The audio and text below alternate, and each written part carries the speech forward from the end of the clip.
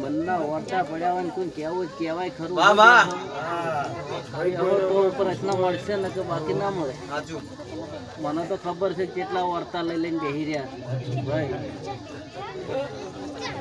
પૂછશે એનો જવાબ મળશે મારા. કોઈનો કોઈ પૂછવું તો શું સહો માતાની